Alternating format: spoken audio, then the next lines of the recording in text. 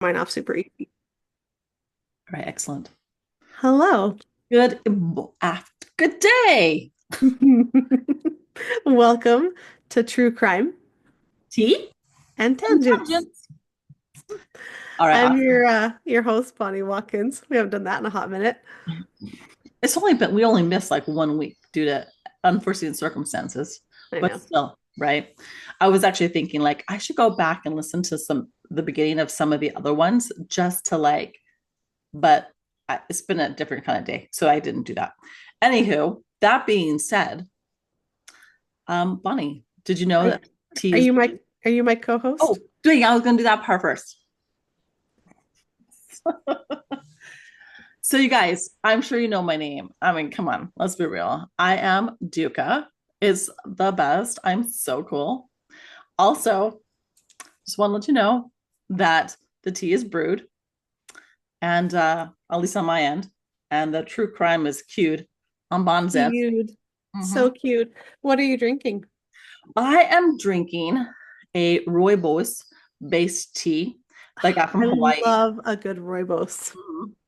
So it's like it's supposed to be macadamia nut. That's kind of the vibe it's going for. So, and I do like rooibos as far as it kind of has a sweeter taste as an herb, and it's chock full of antioxidants. So what's not to love about it? Yeah, seriously, that's nice. A rooibos tea. I am a fan of a good rooibos tea. Mhm. I really, really am. So what you got happening on that side? Well, so I've been having all these kidney issues, as you are well aware. Mhm. And so actually tea, I don't know if I believe this or not, but according to my doctor, tea can be a little bit of a dehydrator. So and I need to be the opposite of dehydrated. I need to be extra uber hydrated. So I have a gigantic bottle full of electrolytes. Oh, I love that for you. Ice cold, refreshing, I strawberry almost kiwi went with flavored electrolytes. electrolytes. I love that. I'm so happy. I almost went with electrolytes today because I'm doing some outside projects, and I thought, it's a little bit on the, it's getting warmer. Yep, Anyway, I finally. thought maybe your doctor was thinking of like green tea, which has caffeine in it and is a diuretic. That's what, yeah, I think he was thinking more along the lines of like caffeinated beverages, like a Right. caffeinated tea or caffeinated soda, because those are dehydrating. Right. Like if you got an But iced tea or that kind of a thing, that would have caffeine in it. And so then you'd have the diuretic effect. yeah, but But just to be on like the uber safe side, I'm just drinking gallons of water and electrolytes. great. Because I know you had a hard time even having a conversation with just gentlemen. So like it's not It like you took can go back forever. and clarify He's because not my favorite doctor. I have many doctors these days, and he will not, I don't, once the kidney issue is resolved, I don't believe like I will be a repeat customer. I'm done. I'm done with this guy. So Okay, Bon. I know we are on a schedule today. So we spill are. the tea. We are. Okay. So What's happening? today's story. Well, all right. All right. Okay. Today's story it's not like a super unknown story. You might not have heard of it. Okay. In the true crime community, it's pretty well known and very well documented and quite popular in part just because of like just the sheer amount of insanity that's a part of it. But it's been a story that's really stuck with me ever since I heard it for the very first time. And it's a story that I think should be like showcased and shared as much as possible because of the strength that it shows. This is a survivor story. Okay. And what's the point of us having our own podcast if I can't share whatever stories I want to share, like regardless of how popular they are? Let's go. I do have to say though that people I know like immediately who have been like, oh, there was this murder I heard about, and it was la la la la, and I'm like, you have to email. Yeah, we have an email Right. address. I'm just Send saying you it have to to the email email us. address. But like I'm telling you now, but I'm like, listen, listen, listen, Linda. I am the co-host, right? Okay. I bring the tea. Bond brings the true crime. You got to email us at truecrimeteaandtangents@gmail.com. Super Yes. simple. Yes. If you have a story that you're like, you've got to cover this story, email me. Mhm. Email us. Yes. But I won't let Juka see it because Oh, she's got to be surprised. yeah. So mostly just email me. Although I do have access, so say nice things. Okay. That's true. So just a kind of a trigger warning. For anybody who is pregnant, about to be pregnant, wants to be pregnant, Woo, Bob. is terrified about what can happen when you're pregnant, Maybe maybe take it a don't different listen story. to the story. Okay. So this is the story of Teka Adams. All right, Tika. Tika. And sources for the story are include blurred bylines, the jivosov.com, Vocal Media, the Washington Post, Reddit, and the Teka Adams story. Wow, no Wikipedia, huh? No Wikipedia, Okay, Reddit had it all. but Reddit, yeah, Reddit. I did do Reddit. So I had this argument with Shane a lot when I was pregnant. Being pregnant, as like a fun fact, is the most dangerous time in a woman's life. Not just in America, but basically worldwide. Everywhere. Rates of domestic violence go up when you're pregnant. Of course, there's all of the medical things that can happen to a woman when she's pregnant. Like pregnancy comes with a lot of pros. Obviously, you get the baby. That's a big pro. But it can do a lot medically to your body. And it is just, there is no more dangerous time for a woman than when she is pregnant. I remember us talking about this, and I remember hearing that stat that pregnancy is the most dangerous time for women. And I was 100% just thinking along the lines of the bodily changes, right? And growing another being. And then you're like, oh, no, no. What about the domestic violence? And I'm like, what do you mean? What about the domestic violence? That sounds truly terrible. Why? Yeah. Yeah. Well, yeah, agreed. I mean, why domestic violence generally, but definitely why domestic violence on a pregnant person, but therein, a pregnant woman is more vulnerable. She's protecting not just herself, but her baby. There's things and risks she won't be willing to take because it's not just herself that is in the situation anymore, right? There's leverage that abusers can hold over a pregnant woman. Like it's just not a good time. I was terrified that somebody would try to take my baby out of my body. And Shane was like, that doesn't happen. And he is correct that that does not happen often. Oh, so he's kind of correct. It is not a common phenomenon. I want anybody who's listening who is pregnant or wants to be pregnant, like this is not an everyday standard violent crime in the United States or really even in the world. Um, when fetal abduction is happening, it's usually because the abductor was faking a pregnancy or is in a mental state where she thought she was pregnant or she's craving a pregnancy. And so, because she's not pregnant, she needs to take somebody else's baby. It's Mhm. far more often, I mean, not that this is better, but it's far more often that they'll kidnap the actual baby than that they will try to take the baby out of your body. Oh my goodness gracious. You are saying words that are painting pictures in my head that are just insane. Yeah. So, I mean, neither one of those is good, but one of them is worse. That being said, there's actually a queen, one of the first queens in England that was almost a king. Wow, I just watched this like 2 weeks ago, and the name is totally gone. She actually had hysterical pregnancy where she legitimately thought she was pregnant, and all the science at the time was like, "Yeah, you're pregnant," but then turns out that she was not pregnant. Yeah, she probably had a hysterical pregnancy because your entire value as a human being was to get Pregnant. pregnant and have a child. Yep. So That's there's a lot of pressure on a lot of making pressure. that happen, Hmm. specifically a male child. Oh yeah, Yeah. absolutely. Anyway, so I can see where that then you have this whole desperation that comes in on top of Yeah. that, right? Just that. Okay. All right. Well, do tell more. So the year is 2009. We are in Washington, D.C., Of course. Yeah. and there's an amazing woman named Teka Adams. Teka, Tika. Oh, okay. She was living in a maternity shelter, which is essentially a homeless shelter, but exclusively for pregnant women. Hmm. And she had had a hard life, and partially due to her own life decisions, right? She would be the first one to kind of own up to that. She had been a rebellious teenager. She'd run away from home on multiple occasions. She'd had her first baby back in about 2003. But it was 2009, and she is determined to get her life on track, Just turn it right? She around. has she has fallen in love. Some sources said that she has gotten married to a man named PJ. Some sources say they were engaged and just planning on getting married. So I'm Hmm. not positive about their marital status. They were still homeless. And at some point in their relationship, Tika gets pregnant.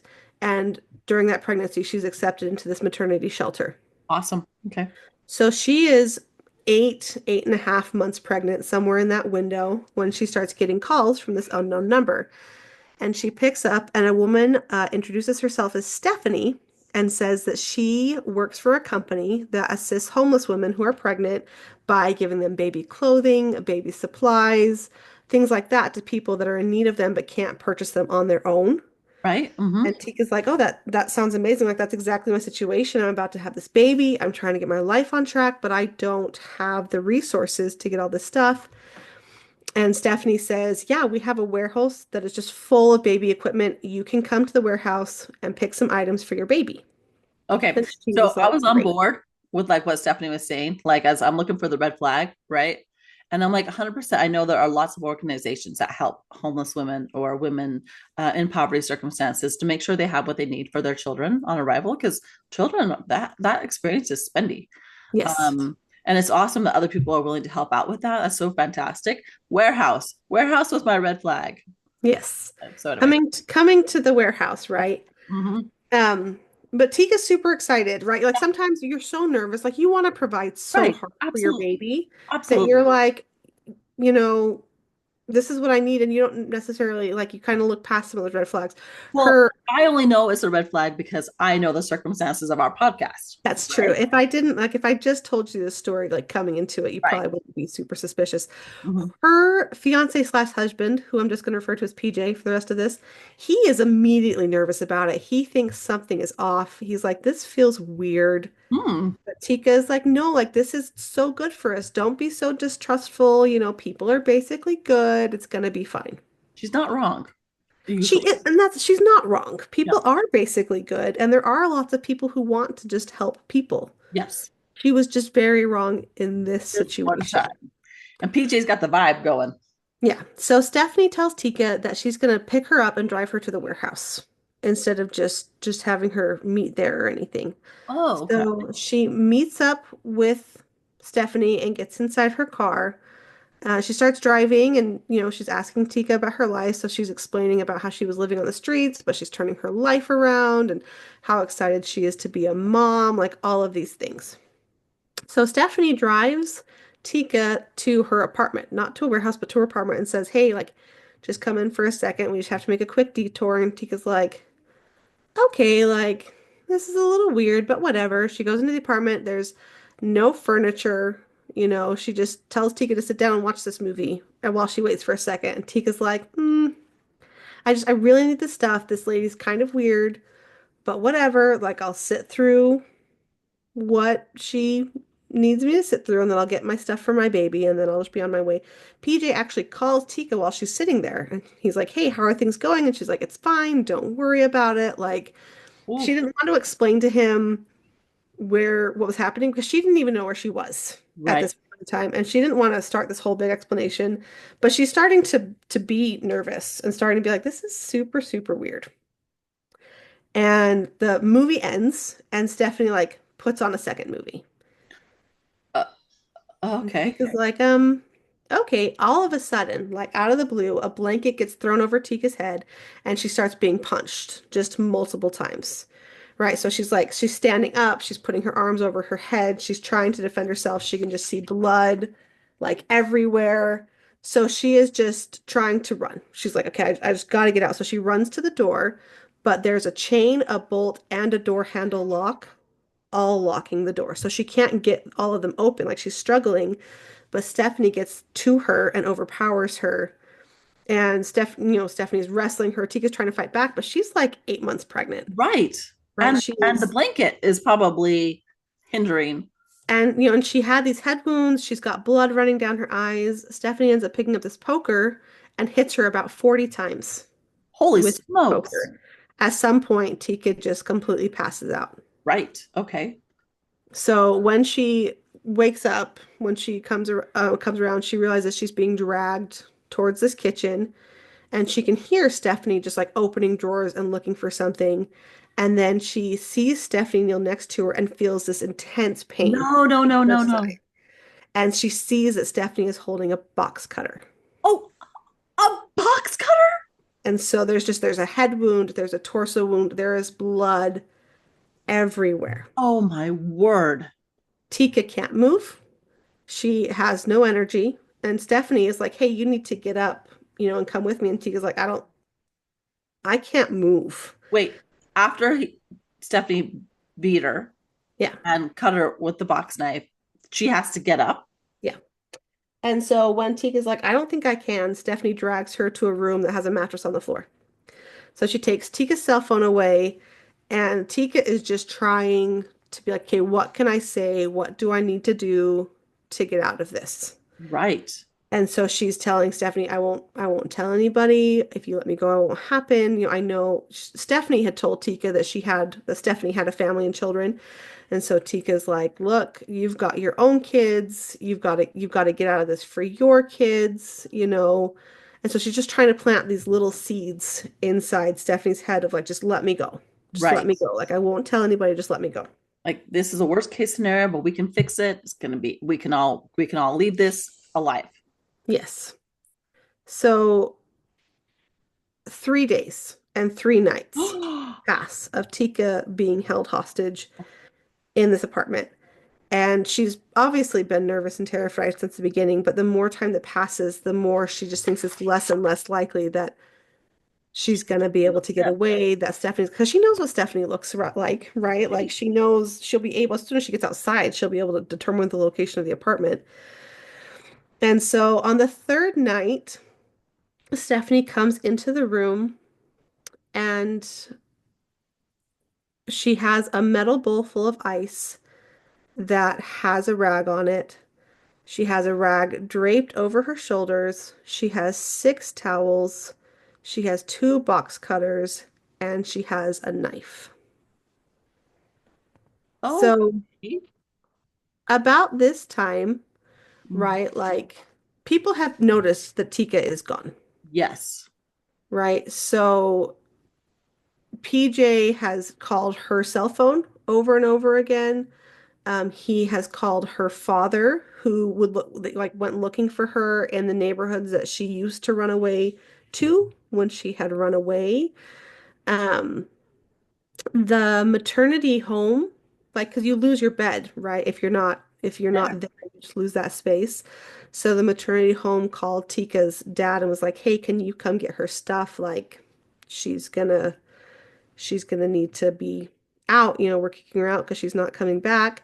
And so he goes there and everything is just immaculate, like very neat, very tidy. And he's like, that's so weird. In the past, when she would run away, it would kind of be like a whirlwind of chaos, like packing stuff and just things strewn, right? But like everything's very, very neatly, like organized and everything.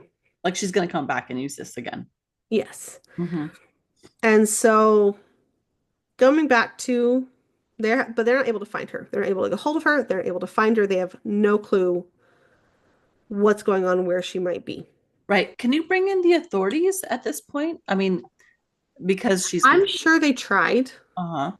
um, but there would be a few things, even, and I don't know how the police would have responded, but even if they are like diligently looking for her, DC is not small. Like it is small, but it's not small if you're doing like a manhunt. Right.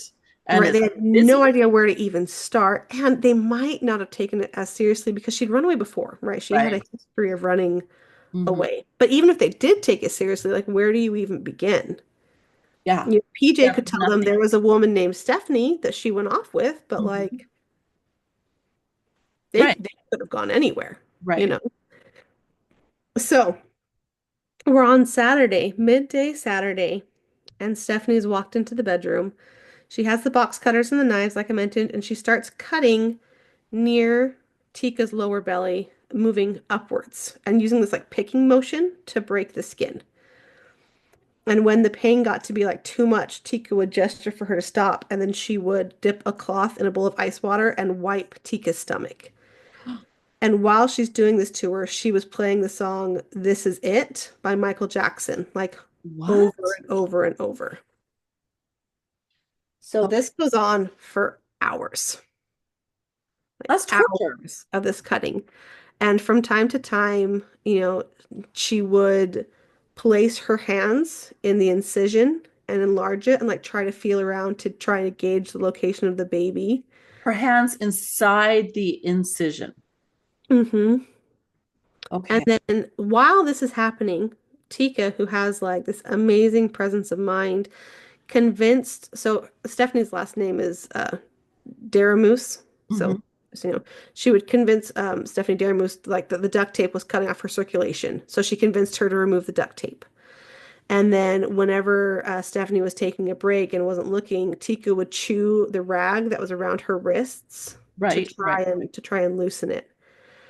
So after a few hours of this cutting, Stephanie makes a horizontal cut that caused fluid to spill out of Tika's body. She thought it was the water sac, but Tika was like, that's my bladder." Like she just cut open my bladder.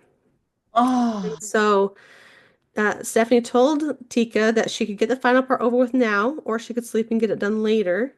And Tika replied that she was in too much pain and she wanted to go to sleep.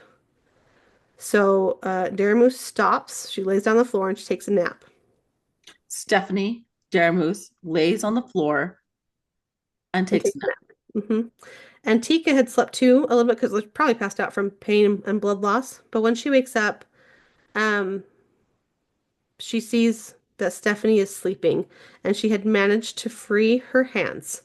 So she goes to her hands and knees and she knocks over a bowl that's nearby that Stephanie had placed for her to urinate into.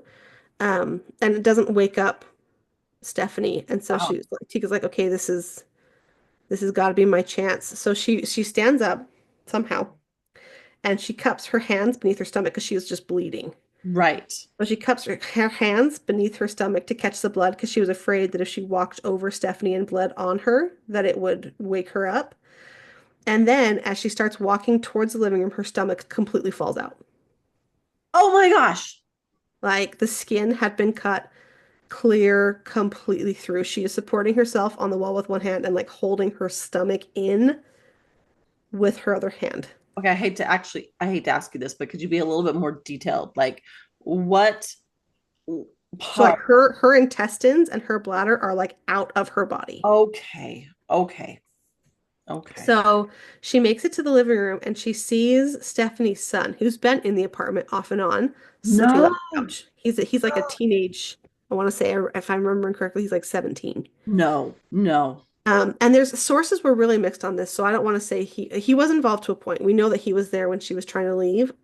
Sources were very mixed on how involved he was in trying to cut the baby out of Okay. Tika. Some sources say he was just in the apartment off and on and like he wasn't stopping his mom, but he wasn't helping his mom. And some sources say that he was actively helping his mom in this endeavor, but I don't know which is true. Okay. So she is trying to be super quiet. He's sleeping. So she's like, maybe I can get out. She's crying. She makes it to the door. She is able to undo the chain and the locks. And she goes outside and it's snowing. While it's been happening, like the first snowfall of the year had Oh, occurred and she had no idea. She's only wearing a shirt, but she is like walking down the stairwell and taking down the second floor, like down to the street. And she goes on to the next apartment and starts like just kicking on the apartment door, like just shouting for help. And people are coming to the door and they're just staring at her because she's right. looks a mess, right? Uh-huh. Mm-hmm. So then Daramus's son, Derek, his name is Derek, he comes out of the apartment and Tika's trying to hide from him, but he sees her. He calls Stephanie, who comes out of the apartment carrying a knife, and they run up to where she is, and they're trying to like grab her. They're like reassuring them, it was like, oh, like we're helping her. She's just out of her mind. We're trying to help her, and they're trying to like grab her. And Tika, while her stomach is outside of her body, is fighting them off, is kicking them off. Right. Finally, a man from another apartment runs out and asks what's going on. And Tika's trying to tell him, but Derek is like, oh, she's delusional. Don't worry about it. So Tika just lifts up her shirt and says, please help me. And the man sees her and just says, I'm calling the cops. So Yes. he calls the cops. So medic arrives on scene, police arrives on scene, like all of these emergency personnel arrive on scene. Most of them in interviews after the fact said they had never seen anything this gruesome. Like they'd seen murders, they'd seen decapitations, but like one sergeant said that she was peeled.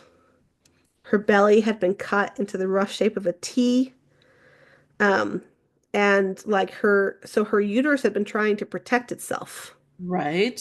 And so in the cutting, her uterus had like risen up and forward into her stomach Like way up area, high. Uh-huh. like way up high. So you could see like the baby's limbs because it's all super tight, super stretched, like the baby and the uterus have been trying to save themselves. Right. And it was just so, they're taking her to the hospital, obviously. And she keeps asking them, like, is my baby gonna be okay? Is my baby gonna be okay? And they're like, Ah, we can't answer that. mm, And Tika was super nervous because even though her vital signs were stable, she hadn't felt the baby move in over a day. right. Well, I And mean, come on. because it had been just this terrible, Highly terrible attack. stressful. Like, this is not something, This is insane. yeah. So they go to the hospital. A team of trauma members come out, rush her to the operating table, and she passes out on the operating table. I'm impressed she didn't pass out walking down the stairs or going over to the neighbor's house holding in her intestines, honestly. Or any of the other Any things other that time. she endured I know. at like She at is this. like unbelievable. Stellar. So when police officers had arrived on the scene, the apartment that she had run from, that Tika had run from, was unoccupied. They found bloody towels, they found a metal bowl with water and wash rags, but Mhm. they didn't find any people. And so they have been trying to discover who lives there. They were able to get a warrant. They were able to get the previous like who they got Daramus's name as the leaseholder from the apartment landlord, and then they were getting previous addresses, contact information for relatives, and they were just calling people. They had picked up Derek, but he said he didn't know where his mother was. What about like then they obviously they got descriptions from the people who were in the next door apartment, right? Next Yeah, apartment. so and they know that the apartment is in her name, so they're looking for her Okay. specifically. Okay, great. So they had contacted her sister who came in for questioning. She brought Derek with her, right? So they got Derek. Derek's cooperating and telling them what happened. And her sister says, like, hey, she called me this morning saying her car had broken down and asking me to pick her up. I thought maybe she was in trouble, but I went and picked her up and I just dropped her off near a Greyhound bus station because that's what she asked me to do. Ugh, And so the detectives, were like, hey, if she calls you, let us know. right. So early evening, later that day, time's passed, they're looking for her. And Daramus, who it turns out, I mean, she was lying about her name being Stephanie. I've called her Stephanie this whole time, but her name was A Veronica. surprise. It's Shocker, mhm. Veronica. So she was like, she tells the police, like, hey, I'm on a bus to New Jersey. And I've heard the police are looking for me and I don't understand why. Like, I don't understand what's going on. And so the detectives gave her just a little bit of information, and she said that she was worried about the baby and she was worried about the mother, and then she hung up. Right. And so she calls back and does the same thing. Like this happens repeatedly. The detective who's calling with her is trying to establish a rapport, trying to get her to turn herself in, just making small talk. Eventually, she told him that she was just riding a metro bus around like the Washington, D.C. area. She hadn't even left like the city. Oh, And so he asked her to get off at the next stop and tell him where she was. And so she did. And so he drove and picked her up. And the detective said she was absolutely lucid. oh my. Like she just knew what was going on. So while they are searching for Veronica Daramus, Right. Tika's in the hospital. Yes. And she wakes up and PJ is sitting next to her, holding her hand. Yay. Yay, PJ. Immediately she asks about the A baby. baby. Mm-hmm. And the baby had, so the baby had been delivered in an emergency C-section. She weighed 8 pounds and 2 ounces. Oh, it's a good And sign. amazingly enough, she was alive. Yeah, baby. Way to Yeah. go. They named her Miracle, Yeah, I mean, absolutely. which is like a Oh, super. So the big question kind of left was why? oh, uh-huh. Like why, so they detectives do a kind of a deep dig into Veronica Daramous's life. They found out she had studied to be a midwife. And she had also told people that she was pregnant, like a number of people. She told them that she was pregnant, even though she wasn't. She had children. She had more than just a son. She had had multiple children in her life, but she was 40 at this time, and it seemed like she wasn't able to have kids. And so she just decided she needed another baby, and she had been telling people that she was pregnant. And so she, There's a really easy way to get out of this whole like pregnancy. I, I, I just feel okay. You've told people you're pregnant. yep, I feel like a simpler way to handle that situation is to say I've had a miscarriage. that's what I'm thinking. And But the thing is, it's not that they need to like get out of it, it's that they need a baby. well, Like in their heads, they need a baby. and is that why they're that's so true. Like I wasn't sure. Like I guess it depends on why you're telling somebody that you're pregnant, right? But if her end goal was like she's working to manifest this child, which I feel like there's still way easier ways to go about helping to raise a child, and stealing a woman and then using box cutters to slowly try to cut it out is just not the way to go. Yeah. Um, Yeah. So they're since 1987, from 1987 through now, there have been 13 documented cases in the United States of a successful removal of a fetus by an abductor. oh, okay. Most often, it's a woman committing the crime against another woman, obviously, Mhm. since a woman's pregnant. Um, and usually the woman has children of her own, but can no longer have children for whatever reason. Really? And so she often has a husband or a male partner and a relationship that's in disrepair Hmm. and wants to cement or stabilize the relationship by saying that she is pregnant or has had a baby. Hmm. Oftentimes, the abductor will tell people she's pregnant when she's not pregnant. They tend to find women in the late stages of pregnancy and groom them, cultivating friendship and trust before they kidnap them and steal their baby. Brutally knife Yes. the baby out. Almost every time that they've been found, they've tried to plead not guilty by reason of insanity, but that has always been unsuccessful. They've been found to be predatory, but not psychotic or delusional. More often, they're diagnosed with severe personality disorders, mostly antisocial, or having aggressive tendencies. Wow, this just blows my mind. Okay, well, you said 13 successful,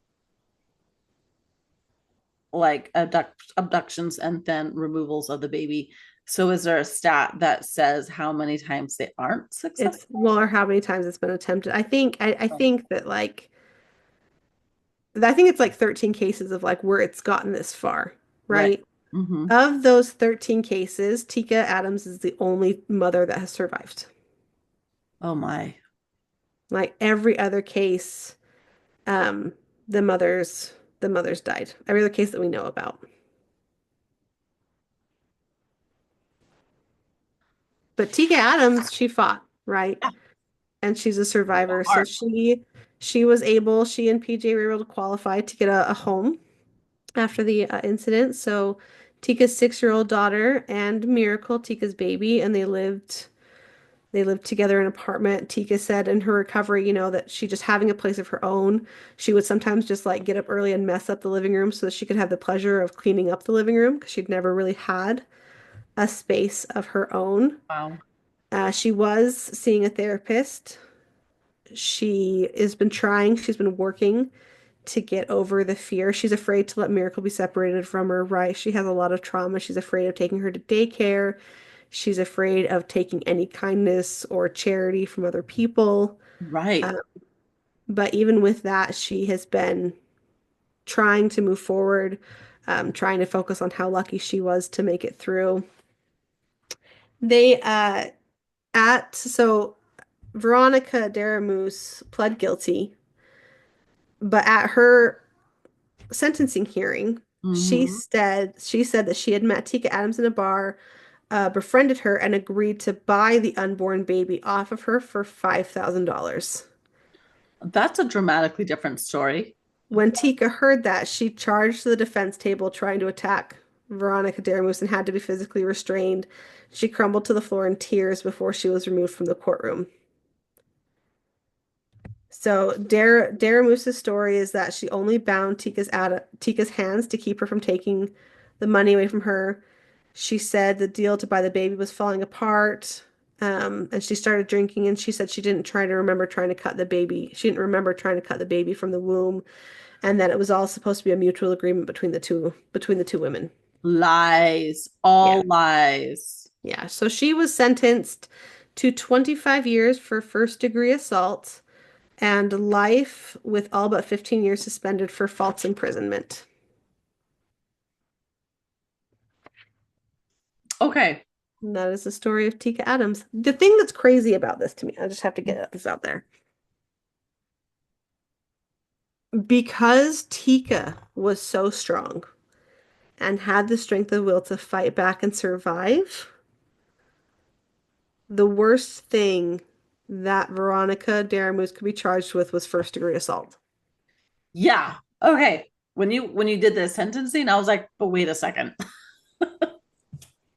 And I was like, that's crazy. Like that was, Her living made and it this is the problem, right? And not, I don't know that there's like a good answer or a better solution, but this is a problem. When somebody tries to kill somebody but is unsuccessful, it's only attempted murder, right? Not mhm, murder. And so you can't charge them with murder because they didn't kill somebody, but it wasn't for lack of trying. right.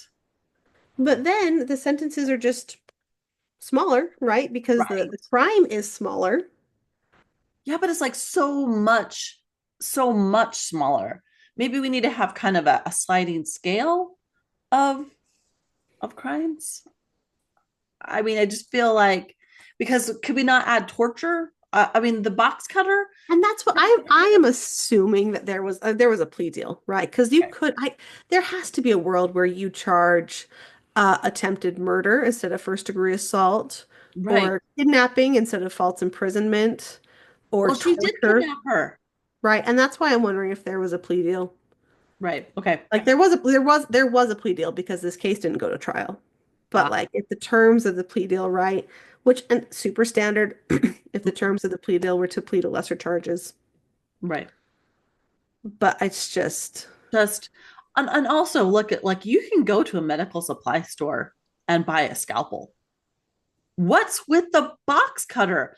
I mean, you can get way sharper, less torturous items at a store. yeah, I think if you're trying to cut a baby out of somebody, then probably you're not concerned about how much pain you're going to be causing them. It was this happening. So this was happening in an apartment building, right? She took her to Mhm. an apartment. Was did no one else around? Like, how is this apartment situated where nobody Hurt. That's heard? what I'm like. Tika had to be screaming. She was being literally cut into. Right. I I'm would have assuming cut at some point there was like a gag in her mouth, right. probably. Hmm. Um, but I don't I think this is like so many people are live and let live. And Uh-huh. maybe they just had no idea. Maybe there was zero suspicious sounds emanating from that apartment. But like 3 days, she was in there being cut open. Well, she wasn't being cut open for the full 3 days. She was held for 3 days, but being cut open for like a solid day. A day. And also we talked about Veronica, but remind me, Derek, like he was there. Yeah. I couldn't find what, if anything, that he was charged with. Mm. And I don't know He was because 17. after the fact, he went to the police and he was cooperating. Hmm. They might, and he was a minor. Hmm. They might not have charged him with anything, but because he was a minor at the time, anything that happened was sealed, would have been sealed, right? So even if there are records, Right. I wouldn't have been able to access them, but I couldn't find any indication that he was charged with anything. Which makes me think, because there are sources that I read that said that he was actively involved, but if he was not charged with anything, I would lean more on the side of probably he was like there, but not doing anything. Participating. Like not helping, not helping. Do you know how many kids Veronica had? Four. Or and was Derek well, where was Derek's placement in those? He, I believe, was the second oldest. She had an 11-year-old, a 15-year-old, a 17-year-old, and an 18-year-old. Okay. She did not, obviously, so the other children were not in the apartment Right. at the time. I don't think she had, my understanding from what I read was that she didn't have full custody of them. Because she's crazy? She's crazy. But that's what, and it's crazy. Like I would never agree with trying to steal somebody's baby. But in my head, I could understand it more like if you didn't have kids of your own, right? Like if you'd been trying to have kids and you've been trying and trying your whole life and like you couldn't get pregnant for whatever reason, Hmm. like then it would make more sense to me that you would get to this place mentally where you're so desperate to have a baby that you would do anything. But she had four babies. And they weren't all 18. She was like still in raising up her children. Yeah, like she was still in motherhood mode. Right. And And I I only just have three don't children. I have three children, and only one of them is a minor. And I still feel like I'm deep in motherhood mode. like So, I just don't understand how you get to a point where like where you have been blessed to be a mom and you have that opportunity and you're just like so desperate for the chance that you're going to take it away from somebody else and you're going to like probably kill them in the attempt. and you're okay with that. Yeah, and you think it's worth it. You're like, yep, this is just, Like that's a risk you're willing to take. this is just the way it is. Like it is not by far and away the most common crime perpetrated in the United States, but it's terrifying. It's a terrifying thought, like, because you're pregnant and you're so excited and you're gonna have this baby. And if you've made it to 8 months, like you want this baby, Yeah, right. And right? Like, home stretch. yeah, and like you're just getting to the point where you're picking out names and you're getting their first outfit ready and you're feeling those really strong kicks and getting ready to go to the hospital and then to like Got a bag packed. be just taken completely advantage of and attacked and tortured. Like, how do you move forward from that? Well, and it does sound like Tika's having a little bit of a hard time. Like she's finding the gratitude, but she is having a hard time moving forward from that. And honestly, who can blame her? Like Yeah. she wants to have visual eye contact, like of her child at all times, Yeah. because there And was that was, a she person. hasn't given a public statement. That was not like a recent public statement. Right, right. She I hasn't given a public statement in the last decade that I was able to find. But still, like, I just don't. Because that was 2009. right. So her Right. baby would be 15. 15.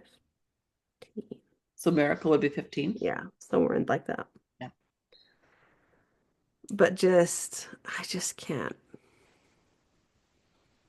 imagine. So hopefully Um, a lot of healing has happened yeah. between then and now. And like kudos to Tika for whatever she was doing to like maintain cognizance in her brain and being like, I am going to survive this and I'm going to save my baby and I'm going to live my life. Well, not yeah, making that decision, right, which is probably one of the key decisions or the key things to do to survive, just making that decision is I am going to survive. Right. I am going to live on past this. And for whatever reason, for my daughter, for my other daughter, that she already had, for Mhm. PJ, for whatever, I am going to survive. And then she did. And then she, And that's what I am probably done having kids, right? Like we don't know for sure, but like probably we're done at 3. And I'm just like every now and again I'm like, "Oh, I'm so glad." Not like that we're done having kids. I love having kids. Um, but that like I won't be in that kind of vulnerable position mhm. again. Not that I would. I am not a trusting enough human to go off with a stranger in their car to an unknown location. Right. Well, because you have a podcast about people who do those kind of things, and you're a lawyer, and because you read the news and you're like, you know what? Trust everyone, just don't trust the devil inside them, Yeah, right? that's the thing is like I want to believe that there are more good people than bad, and I do believe that there's more good people than bad. I just would inherently be like, yeah, my husband's coming with us, Yes. or yeah, we'll I'll follow be there. along in, yeah, Okay. we'll meet you at that location, right? But I am also like aware that I am in a position to be able to make those kind of demands and not feel like my life's going to fall apart if they're not met, right? Tika didn't have a car. She couldn't just say, let me meet you there. Yeah, but you could have She said, "She's coming with us." Yeah, but she wasn't in a position to be Right. like, Exactly. well, I'm gonna do it my way, and if you don't like it, then I won't get those clothes, right? Because she Really, needed that stuff. yeah, wanted to be prepared. And so she didn't feel like she was in a position to do it on her own terms, right? Whereas I am lucky enough to be like, no, if you're not comfortable doing it my way, that's fine. We just won't do it. Right. And she wasn't in that spot, you know. But it's just Yeah, crazy. that's amazing. Just makes me glad that probably that phase of life is done. I mean, there's other things about it. I love being pregnant. Being pregnant's so fun. But But you can't run as fast as you did before. Someone could take you down. It's like all these like, can't you can't fight as aggressively because you're worried about protecting your belly, right. right? Like Yeah. just Mm. it's just a Well, yeah, kudos to But that T. is the story of Tika Adams and Miracle, the Wow. survivors. Veronica's still in prison. Yes, she is. And what's like also really sad about this story is that Veronica's children, they they have this now. They live with this as this is the person who's their mom. Yeah, this is their mother. And any of the good times they could have had are gone. Yeah, I don't know what their relationship has been or is with her or if they have one. Right. But I could not imagine.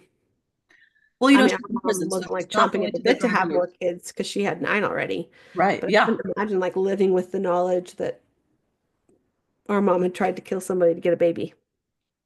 Yeah. Well, we know our mom really well. That is 100% not on her radar. Like, No, no, she would not do that. mhm. And not just because she has 9 kids, but also because she has 9 kids and she's like, I'm good. Like, Also, because I'm she's good. just not like a murderous person. No, no, no, absolutely not. But how, yeah, she would not if she was ever like, I'm gonna murder somebody, the motive would not be to get another child. No. Her motive would be to absolve burdens, not to gain another. Like, Oh no, you froze. oh no, I didn't go anywhere. Am I back? How about now? To remove like a responsibility or something that she felt was like a burden, not to gain a responsibility. I think she's in that mode of her life where she's like offload, offload, offload. Oh, Should I you freeze? know, maybe we should just end this before your Zoom tries to cut you off again.